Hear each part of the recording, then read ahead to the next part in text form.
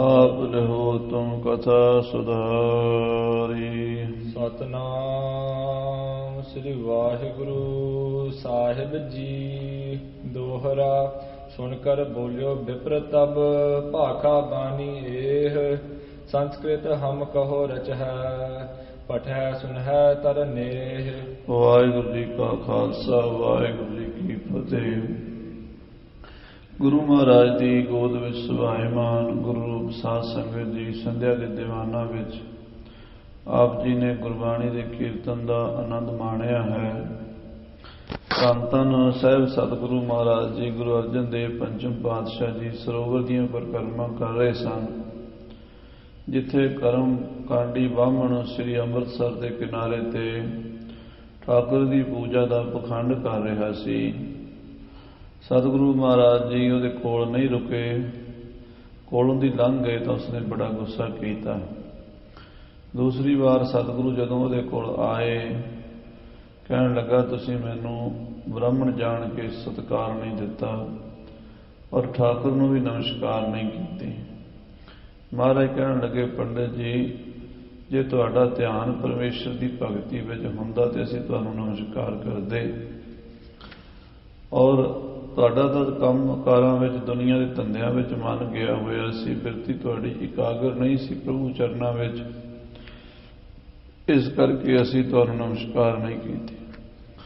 ਦੂਸਰੀ ਗੱਲ, ਤੁਸੀਂ ਠਾਕੁਰ ਪੱਥਰ ਨੂੰ ਮੰਨੀ ਬੈਠੇ ਹੋ, ਸਾਡਾ ਠਾਕੁਰ ਤਾਂ ਸਦਾ ਹੀ ਬੋਲਦਾ ਹੈ, ਹਮਾਰਾ ਠਾਕੁਰ ਸਦ ਬੋਲੰਤਾ ਸਰਬ ਜੀਆਂ ਕੋ ਦਾਨ ਦੇਤਾ। ਹਰ ਇੱਕ ਪ੍ਰਾਣੀ ਮਾਤਰ ਦੇ ਵਿੱਚ ਸਾਡਾ ਠਾਕੁਰ ਬੈਠਾ ਹੋਇਆ। ਘਟ ਘਟ ਮੈਂ ਹਰਜੂ ਬਸੈ ਸੰਤਨ ਕਹਿਓ ਪੁਕਾਰ। ਘਟ ਘਟ ਵਿੱਚ ਉਹਦਾ ਵਾਸਾ ਹੈ। ਸਾਡਾ ਠਾਕੁਰ ਕਿਤੇ ਗਿਆ ਨਹੀਂ, ਹਰ ਥਾਂ ਤੇ ਪਰਿਪੂਰਨ ਵਿਆਪਕ ਸਾਡਾ ਠਾਕੁਰ ਸਾਰਿਆਂ ਦੀਆਂ ਅਰਦਾਸਾਂ ਸੁਣਦਾ ਹੈ, ਸਭ ਦੇ ਕਾਜ ਰਾਸ ਕਰਦਾ ਹੈ, ਸਭ ਉਹਦੇ ਆਸਰੇ ਤੇ ਜਿਉਂਦੇ ਹਨ। ਜਦੋਂ ਮਹਾਰਾਜ ਜੀ ਇਸ ਤਰ੍ਹਾਂ ਦੇ ਬਚਨ ਕਹੇ ਤਾਂ ਪੰਡਿਤ ਕਿਰਤਾਰਥ ਹੋਇਆ, ਪਰ ਉਸਨੇ ਇੱਕ ਹੋਰ ਸਵਾਲ ਕਰ ਦਿੱਤਾ ਹੈ। ਆਓ ਉਹ ਸੁਣੀਏ ਕੀ ਕਹਿੰਦਾ ਹੈ। ਪਿਆਰ ਨਾਲ ਆਖੋ ਸਤਨਾਮ ਸ੍ਰੀ ਵਾਹਿਗੁਰੂ ਸਾਹਿਬ ਜੀ। ਸਤਨਾਮ ਸ੍ਰੀ ਵਾਹਿਗੁਰੂ ਸਾਹਿਬ ਜੀ। ਦੋਹਰਾ ਸੁਣ ਕਰ ਬੋਲਿਓ ਵਿਪਰ ਤਬ। ਉਹ ਬ੍ਰਾਹਮਣ ਗੁਰੂ ਸਾਹਿਬ ਦੀ ਬਾਣੀ ਸੁਣ ਕੇ ਬੋਲਿਆ, ਭਾਖਾ ਬਾਣੀ ਇਹ। ਗੁਰੂ ਜੀ, ਇਹ ਜਿਹੜੀ ਤੁਹਾਡੀ ਬਾਣੀ ਹੈ ਇਹ ਭਾਸ਼ਾ ਵਿੱਚ ਹੈ, ਦੇਸ਼ ਭਾਸ਼ਾ ਵਿੱਚ ਹੈ। ਆਮ ਬੋਲ ਚਾਲ ਵਿੱਚ ਜਿਹੜੀ ਲੋਕ ਗੱਲਬਾਤ ਕਰਦੇ ਨੇ ਉਸੇ ਭਾਸ਼ਾ ਵਿੱਚ ਤੁਸੀਂ ਬਾਣੀ ਰਚ ਰਹੇ ਹੋ। ਸੰਸਕ੍ਰਿਤ ਹਮ ਕੋ ਰਚ ਹੈ। ਸਾਨੂੰ ਤੇ ਸੰਸਕ੍ਰਿਤ ਜਿਹੜੀ ਦੇਵ ਭਾਸ਼ਾ ਹੈ ਉਹ ਚੰਗੀ ਲੱਗਦੀ ਹੈ। ਅਸੀਂ ਉਸ ਗ੍ਰੰਥ ਨੂੰ ਪੜ੍ਹਦੇ ਹਾਂ, ਉਸ ਪੋਥੀ ਨੂੰ ਪੜ੍ਹਦੇ ਹਾਂ, ਉਸ ਨੂੰ ਪ੍ਰਮਾਣਿਕ ਮੰਨਦੇ ਹਾਂ ਜਿਹੜੀ ਪੋਥੀ ਸੰਸਕ੍ਰਿਤ ਵਿੱਚ ਲਿਖੀ ਹੋਵੇ।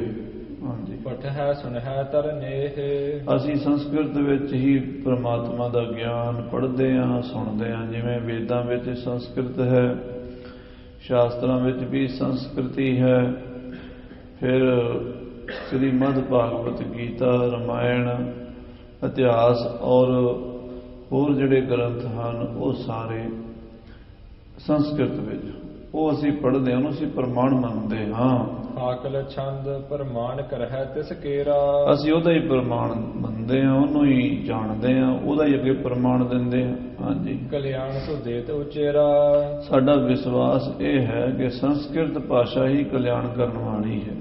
ਉਹ ਦੇਵ ਭਾਸ਼ਾ ਹੈ, ਪ੍ਰਮਾਤਮਾ ਦੇ ਮੂੰਹ ਤੋਂ ਨਿਕਲੀ ਭਾਸ਼ਾ ਹੈ। ਹਾਂਜੀ, ਸੁਰਬਾਣੀ ਜਾਣੋ ਸੋਈ। ਉਸ ਨੂੰ ਦੇਵਤਿਆਂ ਦੀ ਬੋਲੀ ਕਹਿੰਦੇ ਹਨ। ਸੰਸਕ੍ਰਿਤ ਜਿਹੜੀ ਹੈ ਉਹ ਦੇਵ ਭਾਸ਼ਾ ਹੈ। ਅਸੀਂ ਉਹਦੇ ਵਿੱਚ ਲਿਖੇ ਹੋਏ ਗ੍ਰੰਥਾਂ ਨੂੰ ਪ੍ਰਮਾਣਿਕ ਮੰਨਦੇ ਹਾਂ। ਪਠ ਵਿਦਿਆ ਦੇ ਸਭ ਕੋਈ। ਮਹਾਰਾਜ ਜੀ, ਉਹਨੂੰ ਪੜ੍ਹ ਕੇ, ਵਿਦਿਆ ਪੜ੍ਹ ਕੇ ਗਿਆਨ ਲੈ ਸਕਦਾ, ਹਰ ਕੋਈ ਲੈ ਸਕਦਾ। ਹਾਂਜੀ, ਕਿਆ ਭਾਖੈ ਤੇ ਹੋ ਜਾਵੇ। ਹਾਂ, ਇਹ ਜਿਹੜੀ ਭਾਸ਼ਾ ਤੁਸੀਂ ਆਮ ਬੋਲੀ 'ਚ ਬਾਣੀ ਰਚਦੇ ਹੋ ਗੁਰੂ ਜੀ, ਇਹਦੇ ਨਾਲ ਕੀ ਹੁੰਦਾ? ਇਹਦੇ ਨਾਲ ਕਿਸੇ ਦਾ ਕਲਿਆਣ ਨਹੀਂ ਹੋ ਸਕਦਾ।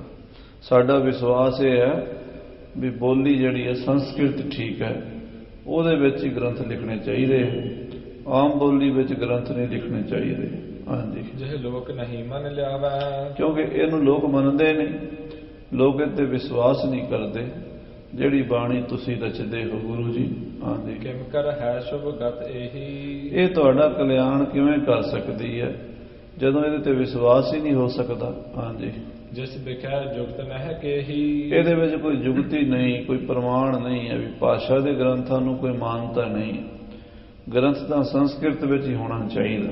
ਹਾਂਜੀ, ਸੁਨ ਬੋਲੇ ਗੁਰੂ ਪ੍ਰਬੀਨਾ।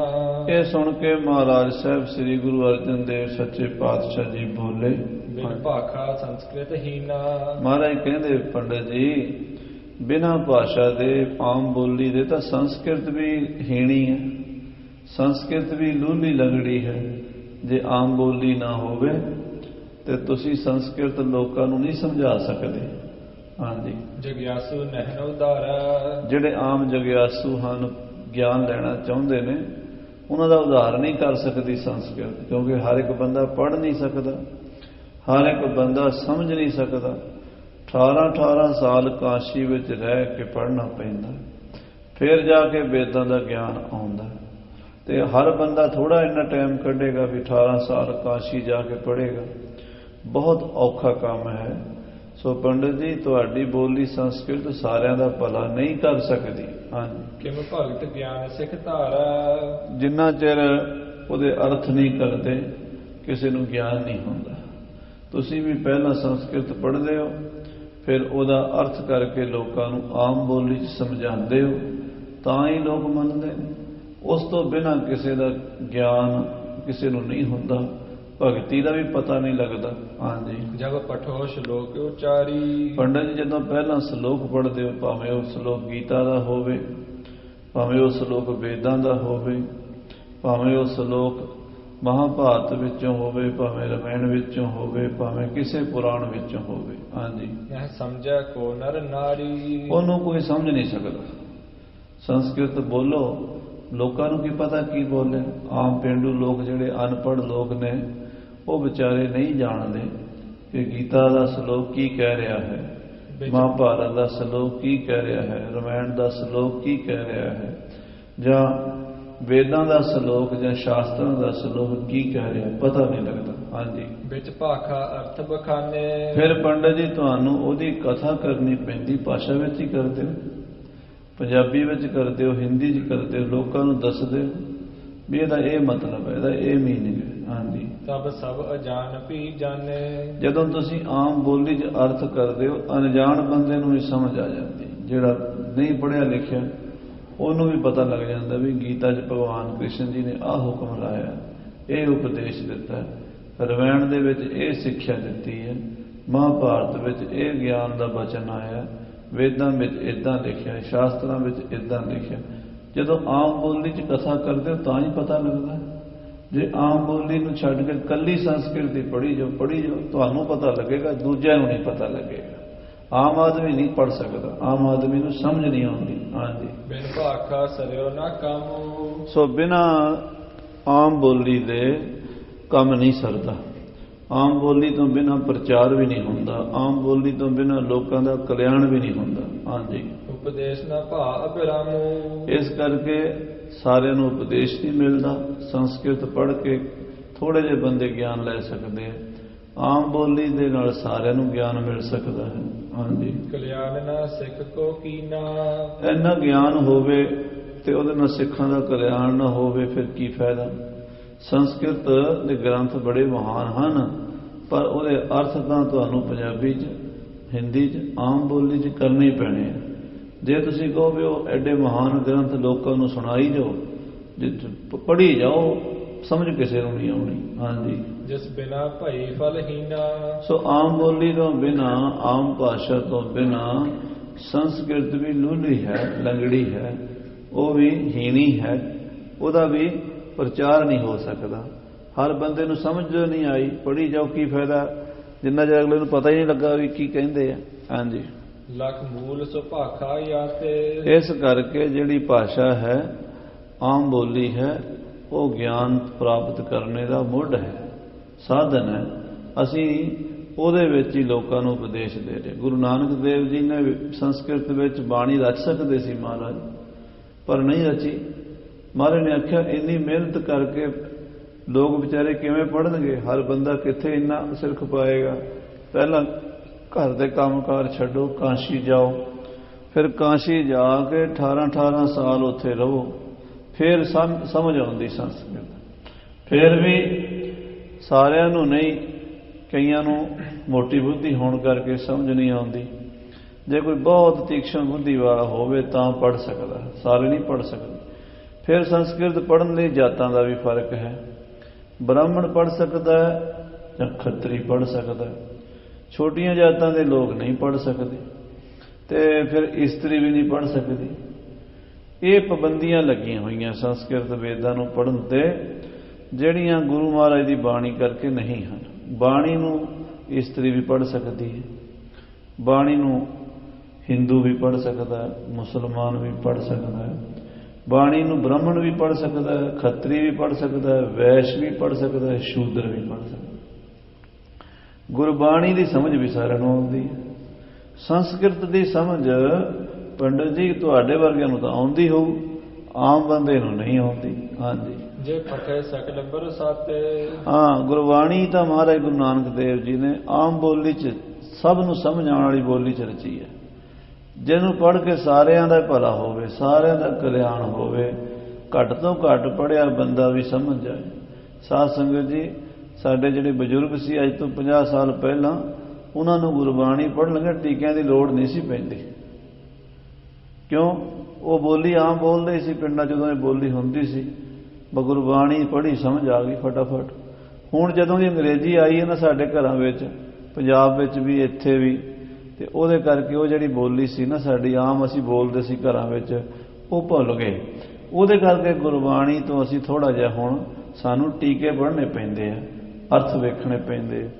ਪਰ ਇਹ ਮਹਾਰਾਜ ਨੇ ਰਚੀ ਇੰਨੀ ਸੌਖੀ ਸੀ ਬਈ ਇਹ ਸਭ ਨੂੰ ਸਮਝ ਆ ਸਕਦੀ ਸੀ। ਹਾਂਜੀ, ਬਿਨ ਸੰਸਕ੍ਰਿਤ ਜੋ ਭਾਖਾ।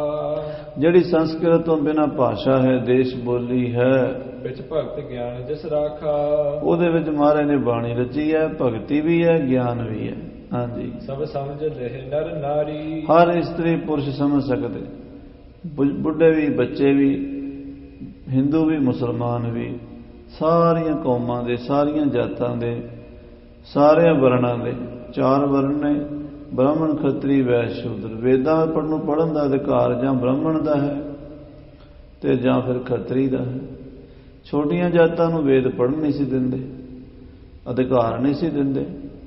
ਇਹ ਤਾਂ 10ਵੇਂ ਪਾਤਸ਼ਾਹ ਮਹਾਰਾਜ ਗੁਰੂ ਗੋਬਿੰਦ ਸਿੰਘ ਸਾਹਿਬ ਬੜੀ ਕਿਰਪਾ ਕੀਤੀ, 5 ਸਿੰਘ ਕਾਸ਼ੀ ਭੇਜੇ। ਭਾਈ ਗੰਡਾ ਸਿੰਘ ਜੀ, ਕਰਮ ਸਿੰਘ ਜੀ, ਵੀਰ ਸਿੰਘ ਜੀ, ਸੈਣਾ ਸਿੰਘ ਜੀ, ਸੋਭਾ ਸਿੰਘ ਜੀ, 5 ਸਿੰਘ ਮਹਾਰਾਜ ਭੇਜੇ ਕਾਸ਼ੀ ਪੜ੍ਹਨ।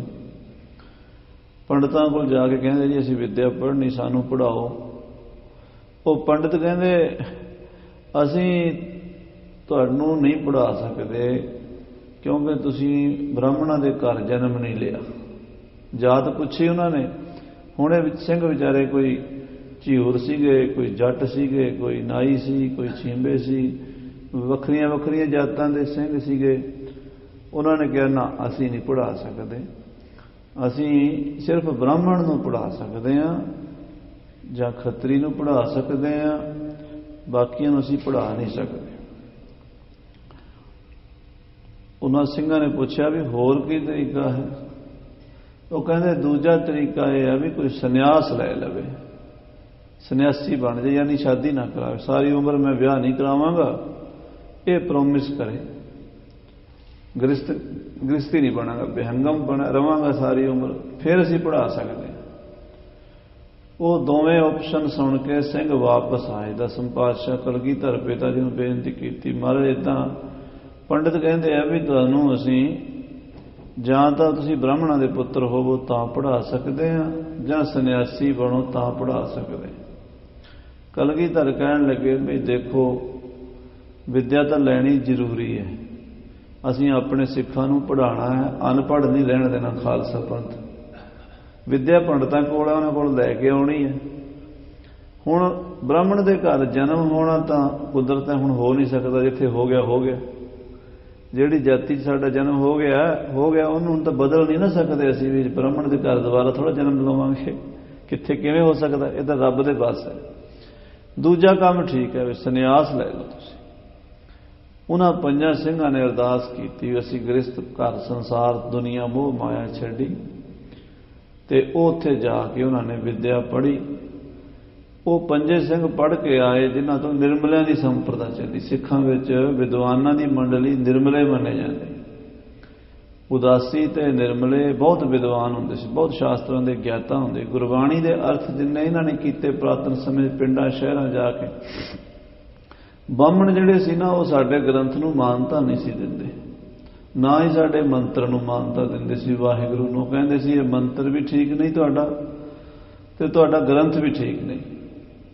ਤਾਂ ਪੰਡਿਤ ਈਸ਼ਰ ਸਿੰਘ ਜੀ ਕਲਯੁਗੀ ਸਾਧ ਸੰਗਤ ਜੀ, ਇਹ ਫਲੋਰ ਦੇ ਲਾਗੇ ਪਿੰਡ ਹੈ ਨਗਰ, ਫਿਲੌਰ ਦੇ ਫਗਵਾੜੇ ਦੇ ਇਲਾਕੇ 'ਚ ਨਗਰ ਪਿੰਡ ਹੈ। ਉੱਥੋਂ ਦੇ ਹੋਏ ਮਹਾਂਪੁਰਸ਼ ਬਾਬਾ ਈਸ਼ਰ ਸਿੰਘ ਜੀ। ਅੱਜ ਤੋਂ 150 ਸਾਲ ਪਹਿਲਾਂ ਪੰਡਤਾਂ ਨਾਲ ਤ੍ਰਿੰਬਕੇਸ਼ਵਰ ਦੇ ਮੰਦਿਰ 'ਚ ਬੜੀ ਵੱਡੀ ਚਰਚਾ ਹੋਈ। ਬੜੀ ਵੱਡੀ ਚਰਚਾ 'ਚ ਪੰਡਤਾਂ ਨੂੰ ਹਰਾਇਆ ਤੇ 516 ਅਰਥ ਵਾਹਿਗੁਰੂ ਮੰਤਰ ਦੇ ਕੀਤੇ ਤੇ ਗ੍ਰੰਥ ਲਿਖਿਆ ਵਾਹਿਗੁਰੂ ਮੰਤਰਾਰਥ ਸੰਸਕ੍ਰਿਤ। ਇੱਦਾਂ ਜਿਹੜੇ ਵੱਡੇ ਵੱਡੇ ਪੰਡਤ ਸੀ ਨਾ, ਬਾਹਮਣਾਂ ਦੇ ਵਿਦਵਾਨ ਸੀ, ਉਹਨਾਂ ਨੂੰ ਹਰਾਇਆ ਨਿਰਮਲੇ ਸੰਤਾਂ ਨੇ। ਮਨਾਇਆ ਉਹਨਾਂ ਕੋਲ ਵੀ ਗੁਰੂ ਨਾਨਕ ਦਾ ਮਤ ਸੱਚਾ ਹੈ, ਗੁਰੂ ਨਾਨਕ ਦਾ ਗੁਰਮੰਤਰ ਵੀ ਠੀਕ ਹੈ, ਇਹਦੇ ਵਿੱਚ ਕੋਈ ਆਪੱਤੀ ਨਹੀਂ, ਕਿਸੇ ਨੂੰ ਕੋਈ ਸ਼ੰਕਾ ਨਹੀਂ।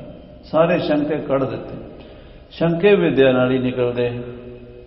ਦੋ ਤਰ੍ਹਾਂ ਦੇ ਗਿਆਨੀ ਪੁਰਸ਼ ਮੰਨੇ ਬ੍ਰਹਮ ਗਿਆਨੀ, ਇੱਕ ਤਾਂ ਬ੍ਰਹਮਨਿਸ਼ਠੀ, ਇੱਕ ਬ੍ਰਹਮ ਸ਼ਰੋਤਰੀ। ਬ੍ਰਹਮਨਿਸ਼ਠੀ ਕਹਿੰਦੇ ਆ ਜਿਸ ਨੂੰ ਪ੍ਰਮਾਤਮਾ ਤੇ ਪੂਰਨ ਨਿਸ਼ਚਾ ਵਿਸ਼ਵਾਸ ਹੋਵੇ, ਭਗਤੀ ਕਰਦਾ ਹੋਵੇ, ਭਾਵੇਂ ਅਨਪੜ੍ਹ ਵੀ ਹੋਵੇ, ਉਹ ਮੁਕਤ ਹੈ। ਉਹਦੇ ਉੱਤੇ ਜਿਹੜਾ ਕੋਈ ਅੰਨੀ ਸ਼ਰਧਾ ਕਰ ਲਵੇ, ਬਲਾਈਂਡ ਫੇਥ ਕਰ ਲਵੇ, ਉਹ ਵੀ ਮੁਕਤ ਹੈ।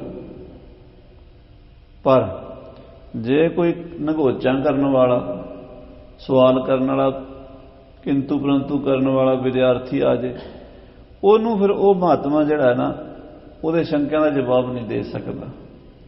ਉਹਦੇ ਲਈ ਫਿਰ ਬ੍ਰਹਮ ਸ਼ਰੋਤਰੀ ਵਿਦਿਆਵਾਨ ਵੀ ਚਾਹੀਦਾ, ਉਹਨੂੰ ਵਿਦਿਆ ਵੀ ਆਉਣੀ ਚਾਹੀਦੀ, ਪੜ੍ਹੇ ਲਿਖੇ ਨੂੰ ਜਵਾਬ ਆਉਣਾ ਦੇਣਾ। ਇਸ ਕਰਕੇ ਸਤਿਗੁਰੂ ਜੀ ਨੇ ਵਿਦਿਆ ਖਾਲਸੇ 'ਚ ਲਿਆਂਦੀ ਹੈ, ਨਹੀਂ ਤਾਂ ਪਹਿਲਾਂ ਵਿਦਿਆ ਬਾਹਮਣਾਂ ਕੋਲ ਹੀ ਸੀ। ਉਹ ਜਿਹੜਾ ਪੰਡਤ ਹੈ ਉਹ ਕਹਿੰਦਾ ਜੀ ਤੁਹਾਡੀ ਬਾਣੀ ਸੰਸਕ੍ਰਿਤ ਵਿੱਚ ਨਹੀਂ। ਗੁਰੂ ਅਰਜਨ ਦੇਵ ਜੀ ਕਹਿੰਦੇ ਭਾਵੇਂ ਸੰਸਕ੍ਰਿਤ ਵਿੱਚ ਨਹੀਂ, ਤੁਹਾਡੀ ਸੰਸਕ੍ਰਿਤ ਵੀ ਸਾਡੀ ਬਾਣੀ ਤੋਂ ਬਿਨਾਂ ਲੰਗੜੀ ਹੈ। ਸਮਝ ਨਹੀਂ ਆਉਂਦੀ ਕਿਸੇ ਨੂੰ, ਫਿਰ ਤੁਹਾਨੂੰ ਕਥਾ ਤਾਂ ਉਸੇ ਬੋਲੀ 'ਚ ਕਰਨੀ ਪੈਂਦੀ ਹੈ ਨਾ, ਵੀ ਜਿਹੜੀ ਆਮ ਬੋਲੀ ਲੋਕਾਂ ਨੂੰ ਸਮਝ ਆਉਂਦੀ। ਹਾਂਜੀ, ਗਤ ਕਾਰਜ ਲਹਿ ਸੁਧਾਰੀ। ਸੋ ਮੁਕਤੀ ਦਾ ਕਾਰਜ ਸਭ ਤੋਂ ਜ਼ਰੂਰੀ ਹੈ। ਮੇਨ ਕਾਰਜ ਜਿਹੜਾ ਪਰਪਸ ਹੈ ਨਾ ਸਾਰੇ ਧਰਮਾਂ ਦਾ, ਗੁਰਬਾਣੀ ਦਾ ਵੀ, ਵੇਦਾਂ ਦਾ ਵੀ, ਗੀਤਾ ਦਾ ਵੀ, ਜਿੰਨੇ ਧਰਮ ਗ੍ਰੰਥ ਨੇ, ਉਹਦਾ ਪਰਪਸ ਕੀ ਹੈ? ਵੀ ਮੁਕਤੀ ਹੋਵੇ, ਆਤਮਾ ਦਾ ਕਲਿਆਣ ਹੋਵੇ। ਜੇ ਆਤਮਾ ਦਾ ਕਲਿਆਣ ਨਹੀਂ ਹੋਇਆ ਤੇ ਵੇਦ ਸ਼ਾਸਤਰ ਸਿਮਰਤੀ ਜਿੰਨੇ ਮਰਜ਼ੀ ਗ੍ਰੰਥ ਚੁੱਕੇ ਫਿਰੋ, ਫਿਰ ਕੋਈ ਫਾਇਦਾ ਹੀ ਨਹੀਂ। ਜੇ ਉਹਨੂੰ ਤੁਸੀਂ ਲੋਕਾਂ ਨੂੰ ਸਮਝਾਓਗੇ ਨਹੀਂ, ਉਹਦੀ ਵਿਆਖਿਆ ਨਹੀਂ ਕਰੋਗੇ, ਉਹਨੂੰ ਤੁਸੀਂ ਅਰਥ ਕਰਕੇ ਨਹੀਂ ਦੱਸੋਗੇ, ਉਹ ਲੋਕਾਂ ਦੀ ਕਲਿਆਣ ਕਿਵੇਂ ਹੋਵੇਗੀ, ਉਹਦੀ ਮੁਕਤੀ ਕਿਵੇਂ ਹੋਵੇਗੀ? ਹਾਂਜੀ, ਇਹ ਇਕੱਲੀ ਦੇ ਕਲਿਆਣਾ। ਇਹ ਗੁਰਬਾਣੀ ਜਿਹੜੀ ਹੈ ਨਾ, ਇਕੱਲੀ ਕਲਿਆਣ ਕਰ ਦਿੰਦੀ। ਜਿਹੜੀ ਸੰਸਕ੍ਰਿਤ ਹੈ ਉਹਨੂੰ ਆਮ ਬੋਲੀ ਦਾ ਸਹਾਰਾ ਲੈਣਾ ਪੈਂਦਾ। ਗੀਤਾ ਦੀ ਕਥਾ ਕਰਨੀ, ਰਮਾਇਣ ਦੀ ਕਥਾ ਕਰਨੀ, ਵੇਦਾਂ ਦੀ ਕਥਾ ਕਰਨੀ, ਮਹਾਭਾਰਤ ਦੀ ਕਥਾ ਕਰਨੀ, ਪੁਰਾਣਾਂ ਦੀ ਕਥਾ ਕਰਨੀ, ਪੰਡਤ ਜੀ ਤੁਹਾਨੂੰ ਕਰਨੀ ਪੈਂਦੀ ਆਮ ਬੋਲੀ 'ਚ। ਆਮ ਲੈਂਗੁਏਜ ਬੋਲਦੇ ਤੁਸੀਂ, ਲੋਕਾਂ ਨਾਲ ਗੱਲ ਕਰਨ ਲਈ ਉਹੀ ਬੋਲੀ ਬੋਲੋਗੇ ਜਿਹੜੀ ਤੁਹਾਨੂੰ ਲੋਕਾਂ ਨੂੰ ਸਮਝ ਆਉਂਦੀ। ਤਾਂ ਸੰਸਕ੍ਰਿਤ ਵਾਸਤੇ ਆਮ ਬੋਲੀ ਦਾ ਸਹਾਰਾ ਲੈਣਾ ਪੈਂਦਾ। ਗੁਰੂ ਨਾਨਕ ਸਾਹਿਬ ਨੇ ਬਾਣੀ ਆਮ ਬੋਲੀ 'ਚ ਰਚ ਦਿੱਤੀ ਹੈ ਕਿ ਹੋਰ ਕਿਸੇ ਦਾ ਸਹਾਰਾ ਲੈਣਾ ਹੀ ਨਾ ਪਵੇ, ਛੇਤੀ ਸਿੱਧੀ ਸਮਝ ਆ ਜਾਏ। ਹਾਂਜੀ, ਜੋ ਸੁਣੈ ਕਮਾਏ ਸੋ ਜਾਣਾ। ਜਿਹੜਾ ਸੁਣੇਗਾ ਕਮਾਏਗਾ ਉਹਦਾ ਕਲਿਆਣ ਹੋ ਜਾਏਗਾ, ਉਹਦਾ ਭਲਾ ਹੋ ਜਾਏਗਾ। ਹਾਂਜੀ, ਪਠ ਕਰਹਿ ਵਿਚਾਰ ਸੁਖਿਆਨਾ। ਹਰ ਕੋਈ ਬੰਦਾ ਪੜ੍ਹ ਸਕਦਾ ਹੈ, ਵਿਚਾਰ ਕਰ ਸਕਦਾ ਹੈ। ਸੌਖੀ ਬੋਲੀ ਵਿੱਚ, ਸੌਖੇ ਸ਼ਬਦਾਂ 'ਚ ਗੁਰੂ ਨਾਨਕ ਦੇਵ ਜੀ ਨੇ ਸਾਨੂੰ ਇਹ ਬਾਣੀ ਦਿੱਤੀ ਹੈ। ਹਾਂਜੀ, ਸ਼ੁਭ ਪਠਠ ਕਠਨ ਕੁਛ ਹੈ ਨਾ। ਇਹਨੂੰ ਪੜ੍ਹਨਾ, ਸੁਣਨਾ, ਮੰਨਣਾ ਕਠਨ ਕੋਈ ਨਹੀਂ, ਔਖਾ ਕੋਈ ਨਹੀਂ। ਅਨਪੜ੍ਹ ਤੋਂ ਅਨਪੜ੍ਹ ਬੰਦਾ ਵੀ ਗੁਰਬਾਣੀ ਪੜ੍ਹ ਕੇ ਸੁਣ ਕੇ ਗਿਆਨੀ ਬਣ ਸਕਦਾ ਹੈ। ਹਾਂਜੀ, ਦਿਨ ਥੋਰਨ ਲਹਿ ਕਲਿਆਣਾ। ਥੋੜੇ ਦਿਨਾਂ 'ਚ ਗੁਰਬਾਣੀ ਪੜ੍ਹੀ ਜਾ ਸਕਦੀ, ਸਿੱਖੀ ਜਾ ਸਕਦੀ। ਸੰਸਕ੍ਰਿਤ ਪੜ੍ਹਨੀ ਬਹੁਤ ਔਖੀ, ਕਈ ਸਾਲ ਤਾਂ ਸਾਧ ਸੰਗਤ ਜੀ ਲਘੂ ਸਿਧਾਂਤ ਕੌਮੁਦੀ ਦੇ ਸੂਤਰ ਕੰਠ ਕਰਨ ਤੇ ਲੱਗ ਜਾਂਦੇ। ਜਦੋਂ ਉਹਨੂੰ ਜ਼ਬਾਨ ਵਿਆਕਰਨ ਨੂੰ ਕੰਠ ਕਰਦੇ ਨਾ 2-2 2.5 ਸਾਲ ਸਾਰੇ ਕੰਮ ਛੱਡ ਕੇ ਫਿਰ ਇਕੱਲਾ ਗ੍ਰਾਮਰ ਹੀ ਕੰਠ ਕਰਨਾ 2-2.5 ਸਾਲ ਦੇ ਅੰਦਰ। ਉਸ ਤੋਂ ਬਾਅਦ ਫਿਰ ਉਹਦੇ ਅਰਥ ਸਮਝਣੇ, ਫਿਰ ਉਸ ਤੋਂ ਬਾਅਦ ਦੂਸਰੀਆਂ ਚੀਜ਼ਾਂ ਚੱਲ ਪੈਂਦੀਆਂ ਨੇ, ਨਿਰੁਕਤ, ਕਲਪ, ਸਿੱਖਿਆ, ਜੋਤਿਸ਼। ਫਿਰ ਜਾ ਕੇ 18 ਸਾਲ ਦੀ ਪੜ੍ਹਾਈ ਤੋਂ ਬਾਅਦ ਫਿਰ ਵੇਦ ਨੂੰ ਪੜ੍ਹਨ ਦਾ, ਉਹ ਵੇਦ ਤੱਕ ਪਹੁੰਚਦਾ ਹੈ। ਸਤਿਗੁਰਾਂ ਦੀ ਬਾਣੀ ਬ੍ਰਹਮ ਵੇਦ ਹੈ, ਤਾਂ ਕਿ ਬਾਣੀ ਵੇਦ ਸਨ। ਜਿਹਨਾਂ ਮਹਾਂਪੁਰਸ਼ਾਂ ਦੇ ਅੰਦਰ ਬ੍ਰਹਮ ਗਿਆਨ ਹੈ ਉਹਨਾਂ ਦੀ ਬਾਣੀ ਵੇਦ ਹੈ। ਜੋ ਬੋਲ ਦਿੱਤਾ ਉਹ ਵੇਦ ਹੀ ਹੈ। ਸਤਿਗੁਰੂ ਕਹਿਣ ਲੱਗੇ ਇਹ ਗੁਰੂ ਨਾਨਕ ਸਾਹਿਬ ਦੀ ਬਾਣੀ ਧੁਰ ਤੋਂ ਆਈ ਹੈ। ਇਸ ਕਰਕੇ ਪੰਡਤ ਜੀ ਇਹ ਤੁਸੀਂ ਸ਼ੰਕਾ ਨਾ ਕਰੋ ਵੀ ਇਹ ਸੰਸਕ੍ਰਿਤ ਨਹੀਂ ਰਚੀ। ਸੰਸਕ੍ਰਿਤ ਵਿੱਚ ਰਚੀ ਹੁੰਦੀ ਤਾਂ ਵੀ ਤੁਸੀਂ ਅਰਥ ਕਰਨ ਲਈ ਫਿਰ ਆਮ ਬੋਲੀ ਵਰਤਣੀ ਸੀ। ਗੁਰੂ ਸਾਹਿਬ ਨੇ ਆਮ ਬੋਲੀ 'ਚ ਗਿਆਨ ਦੇ ਦਿੱਤਾ ਹੈ। ਹਾਂਜੀ, ਸੁਣ ਪਠਿਆ ਕਮਾਮ ਹੈ ਨਾਨਾ। ਇਹਨੂੰ ਬੇਅੰਤ ਜੀਵ ਪੜ੍ਹਨਗੇ, ਬੇਅੰਤ ਜੀਵ ਦੀ ਕਮਾਈ ਕਰਨਗੇ, ਬੇਅੰਤ ਜੀਵ ਦੇ ਆਸਰੇ ਤੇ ਭਵ ਸਾਗਰ ਤੋਂ ਤਰਨਗੇ। ਹਾਂਜੀ, ਦੋਹਰਾ ਚਾਹਤ ਨਹੀਂ ਸਹਾਇਤਾ। ਇਹ ਗੁਰਬਾਣੀ ਨੂੰ ਕਿਸੇ ਹੋਰ ਬੋਲੀ ਦੀ ਸਹਾਇਤਾ ਦੀ ਲੋੜ ਨਹੀਂ, ਯਾਨੀ ਟੀਕਾ ਕਰਨ ਦੀ, ਅਰਥ ਕਰਨ ਦੀ, ਉਹਦੇ ਬਹੁਤ ਸਾਰੇ ਪੜ੍ਹਾਈਆਂ ਕਰਨ ਦੀ ਲੋੜ ਨਹੀਂ ਹੈ। ਹਾਂਜੀ, ਸੰਸਕ੍ਰਿਤ ਕੀ ਇਹੋ। ਸੰਸਕ੍ਰਿਤ ਦੇ ਵਿੱਚ ਬੜੀ ਮਦਦ ਲੋੜ ਪੈਂਦੀ। ਸੰਸਕ੍ਰਿਤ ਵਿੱਚ ਸਾਨੂੰ ਪਹਿਲਾਂ ਗ੍ਰਾਮਰ ਪੜ੍ਹਨਾ ਪਏਗਾ, ਨਿਰੁਕਤ ਪੜ੍ਹਨਾ ਪਏਗਾ, ਫਿਰ ਛੰਦ ਸ਼ਾਸਤਰ ਪੜ੍ਹਨਾ ਪਏਗਾ, ਫਿਰ ਜਾ ਕੇ ਕਿਤੇ ਉਹਦੀ ਸਮਝ ਆਏਗੀ। ਹਾਂਜੀ, ਕਟਕ ਮੋਹ ਕੋ ਬਿਕਟ ਜੋ ਮੋਹ ਦੀਆਂ ਫੌਜਾਂ ਚੜ੍ਹ ਕੇ ਆ ਰਹੀਆਂ ਨੇ ਜੀਵ ਨੂੰ ਮਾਰਨ ਵਾਸਤੇ, ਕਟ ਲੇਹਾ ਦੇਹੋ, ਗੁਰਬਾਣੀ ਉਹਨੂੰ ਕੱਟ ਕੇ ਸੁੱਟ ਦਿੰਦੀ ਹੈ। ਗੁਰਬਾਣੀ ਮੋਹ ਦਾ ਨਾਸ਼ ਕਰ ਦਿੰਦੀ ਹੈ। ਜਦੋਂ ਮੋਹ ਮਿਟ ਜਾਂਦਾ ਗਿਆਨ ਹੋ ਜਾਂਦਾ। ਆਖੋ ਸਤਿਨਾਮ ਸ੍ਰੀ ਵਾਹਿਗੁਰੂ। ਸਾਨੂੰ ਗੁਰਬਾਣੀ ਦਾ ਗਿਆਨ ਕਿਉਂ ਨਹੀਂ ਹੁੰਦਾ ਸਾਧ ਸੰਗਤ ਜੀ? ਗੁਰਬਾਣੀ ਸਾਡੇ ਹਿਰਦੇ 'ਚ ਕਿਉਂ ਨਹੀਂ ਵਸਦੀ? ਕਈ ਪ੍ਰੇਮੀ, ਮੈਂ ਵੀ ਵਿੱਚ ਹੀ ਹਾਂ, ਸਾਡਾ ਸਵਾਲ ਇਹ ਹੈ ਕਿ ਸਾਡਾ ਬਾਣੀ 'ਚ ਮਨ ਕਿਉਂ ਨਹੀਂ ਲੱਗਦਾ? ਸਵੇਰੇ 5 ਬਾਣੀਆਂ ਦਾ ਨਿਤਨੇਮ ਕਰਦਿਆਂ ਮਨ ਨਹੀਂ ਲੱਗਦਾ, ਸੁਖਮਨੀ ਸਾਹਿਬ ਪੜ੍ਹਦਿਆਂ ਮਨ ਨਹੀਂ ਲੱਗਦਾ, ਰਹਿ ਰਸ ਕਰਦਿਆਂ ਮਨ ਨਹੀਂ ਲੱਗਦਾ। ਉਹਦਾ ਕਾਰਨ ਇਹ ਹੈ ਵੀ ਅਸੀਂ ਮੋਹ ਨਹੀਂ ਛੱਡਿਆ ਹੋਇਆ। ਜੇ ਅਸੀਂ ਮੋਹ ਨੂੰ ਛੱਡਣ ਦੀ ਕੋਸ਼ਿਸ਼ ਕਰੀਏ, ਅਰਦਾਸ ਕਰੀਏ ਜਾਂ ਮੋਹ ਵਾਸਤੇ ਮਹਾਰਾਜ ਨੂੰ ਬੇਨਤੀ ਕਰੀਏ ਵੀ ਮੋਹ ਮਿਟ ਜਾਵੇ, ਬਾਣੀ 'ਚ ਉਸੇ ਵੇਲੇ ਮਨ ਲੱਗ ਜਾਏਗਾ। ਤਾਂ ਬਾਣੀ ਜਦੋਂ ਅਭਿਆਸ ਕਰਾਂਗੇ, ਬਾਣੀ ਪੜ੍ਹਾਂਗੇ, ਇਹ ਮੋਹ ਨੂੰ ਪਛਾੜੇਗੀ, ਘਟਾਏਗੀ। ਮੋਹ ਘਟੇਗਾ। ਬਿਨਸੈ ਮੋਹ ਮੇਰਾ ਅਰ ਤੇਰਾ, ਬਿਨਸੈ ਆਪਣੀ ਤਾਰੀ, ਸੰਤੋ ਇਹ ਬਤਾਵੋ ਕਾਰੀ, ਜਿਤ ਹਉਮੈ ਗਰਭ ਨਿਵਾਰੀ। ਫਿਰ ਗੱਲ ਬਣ ਜਾਏਗੀ। ਹਾਂਜੀ, ਜਥਾ ਸੁਭਟ ਥਿਰਤੀ ਹੋਏ। ਜਿਵੇਂ ਕਹਿੰਦੇ ਇੱਕ ਅਤ ਰਥੀ ਹੁੰਦਾ, ਅਤ ਰਥੀ, ਇੱਕ ਮਹਾਰਥੀ।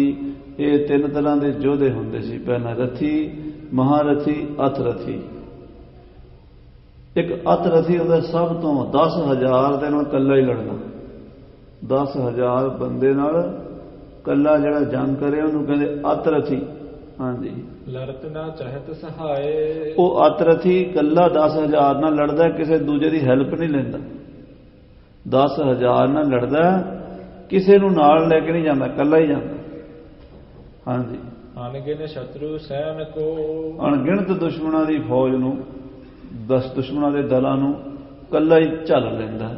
ਹਾਂਜੀ, ਨਾਸਹਿ ਜੁੱਧ ਮਚਾਏ। ਉਹ ਯੁੱਧ ਵਿੱਚ ਮਾਰ ਦਿੰਦਾ। ਹਾਂਜੀ, ਸੰਸਕ੍ਰਿਤ ਤੁਮਰੀ ਜੋ ਹੈ। ਇਹ ਪੰਡਤ ਜੀ ਤੁਹਾਡੀ ਜਿਹੜੀ ਸੰਸਕ੍ਰਿਤੀ ਹੈ, ਰਥੀ ਮਹਾਰਥ ਦੋਏ। ਉਹ ਰਥੀ ਤੇ ਮਹਾਰਥੀ ਹੈ, ਪਰ ਗੁਰਬਾਣੀ ਅਤ ਰਥੀ ਹੈ ਕਹਿੰਦੇ। ਹਾਂਜੀ, ਚਾਹੇ ਸਹਾਏ ਰਨ ਮਹਿ। ਕਿਉਂਕਿ ਇਹ ਸੰਸਕ੍ਰਿਤ ਨੂੰ ਦੂਜੀ ਦੀ ਸਹਾਇਤਾ ਦੀ ਲੋੜ ਹੈ, ਆਮ ਬੋਲੀ ਦੀ ਸਹਾਇਤਾ ਦੀ ਲੋੜ ਹੈ। ਹਾਂਜੀ, ਲੜਹਿ ਇੱਕ ਮਹਿ ਸ਼ਕਤ ਨਾ ਹੋਏ। ਤੇ ਕੱਲੀ ਨਹੀਂ ਲੜ ਸਕਦੀ ਸੰਸਕ੍ਰਿਤ, ਕੱਲੀ ਨਹੀਂ ਸੰਸਕ੍ਰਿਤ ਲੜ ਸਕਦੀ, ਉਹਨੂੰ ਆਮ ਬੋਲੀ ਦਾ ਸਹਾਰਾ ਲੈਣਾ ਪੈਂਦਾ।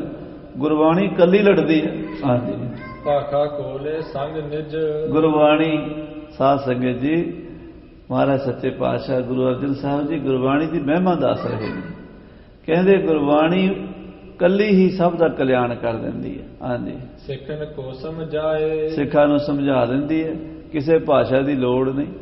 ਬਾਕੀ ਵੇਦ ਸ਼ਾਸਤਰ, ਸਿਮਰਤੀ, ਸੰਸਕ੍ਰਿਤ ਗਿਆਨ ਤਾਂ ਬੜਾ ਮਹਾਨ ਹੈ, ਪਰ ਦੂਜੀ ਬੋਲੀ ਤੋਂ ਬਿਨਾਂ, ਲੋਕ ਬੋਲੀ ਤੋਂ ਬਿਨਾਂ ਕੰਮ ਨਹੀਂ ਕਰਦਾ। ਹਾਂਜੀ, ਮੋਹ ਕਟਕ ਤਬ ਜੀਤ ਹੈ। ਮੋਹ ਦੀਆਂ ਫੌਜਾਂ ਨੂੰ ਤਾਂ ਹੀ ਜਿੱਤੇਗਾ। ਹਾਂਜੀ, ਗਤ ਦੇ ਜੌਨ ਕਮਾਏ। ਜਿਹੜਾ ਇਹਨੂੰ ਸੁਣੇਗਾ, ਕਮਾਏਗਾ, ਮੰਨੇਗਾ। ਸੋ ਗੁਰੂ ਸਾਹਿਬ ਜੀ ਨੇ ਬਾਣੀ ਦਾ ਮਹਾਤਮ ਦੱਸਿਆ। ਪੰਡਤ ਨੇ ਸੁਣਿਆ, ਜਿਹੜਾ ਉਹਦਾ ਸ਼ੰਕਾ ਸੀ ਉਹ ਮਿਟ ਗਿਆ। ਪੰਡਤ ਚਰਨਾਂ ਤੇ ਟਹਿ ਕੇ ਗੁਰੂ ਦਾ ਸਿੱਖ ਬਣਿਆ ਸੀ। ਅੱਗੇ ਨੂੰ ਗੁਰਬਾਣੀ ਦਾ ਅਭਿਆਸੀ ਬਣਿਆ। ਫੋਕਟ ਕਰਮ ਕਾਂਡ ਛੱਡ ਦਿੱਤੇ। ਨਾਮ ਜਪਦਾ, ਬਾਣੀ ਪੜ੍ਹਦਾ ਉਹ ਬ੍ਰਾਹਮਣ ਗੁਰੂ ਮਹਾਰਾਜ ਸੱਚੇ ਪਾਤਸ਼ਾਹ ਦੀ ਕਿਰਪਾ ਨਾਲ ਬ੍ਰਹਮ ਗਿਆਨ ਤੱਕ ਪਹੁੰਚਿਆ। ਸੋ ਇਹ ਕਥਾ ਅੱਗੇ ਆਪਾਂ ਸਰਵਣ ਕਰਾਂਗੇ। ਸਮੇਂ ਦੇ ਲਿਹਾਜ਼ ਨਾਲ ਸਮਾਪਤੀ ਹੈ।